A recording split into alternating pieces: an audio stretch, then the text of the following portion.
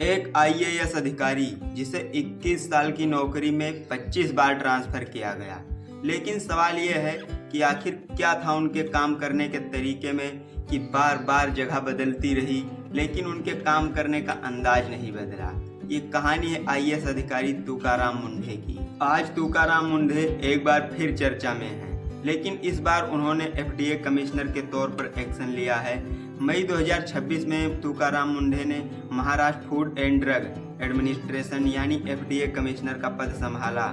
पद संभालते हुए उन्होंने यह साफ कह दिया कि मेरा फोकस सिर्फ ऑफिस में बैठकर काम करने पर नहीं रहेगा। उनकी टीम ने खाद्य पदार्थों में मिलावट, असुरक्षित खाना नियमों का उल्लंघन और अवैध गतिविधियों के खिलाफ कार्रवाई शुरू की।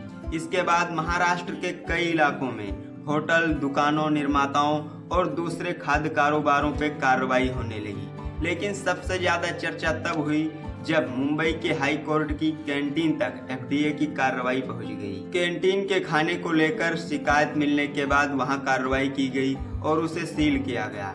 यानी संदेश साफ था, नियम सबके लिए एक है। इसके बाद तुकाराम मुंढे ने एनालॉन्ग यानी नॉन डेयरी पनीर के खिलाफ कार्रवाई को लेकर भी सुर्खियां बटोरी।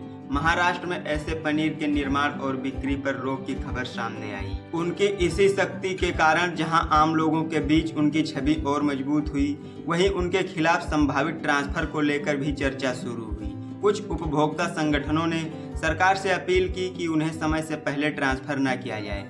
तुकाराम मुंढे पहले से ही अपने काम करने के तरीके और बार बार होने वाले ट्रांसफर के लिए जाने जाते रहे हैं। उनके करीब 21 साल के करियर में 25 बार ट्रांसफर होने की रिपोर्ट सामने आई है।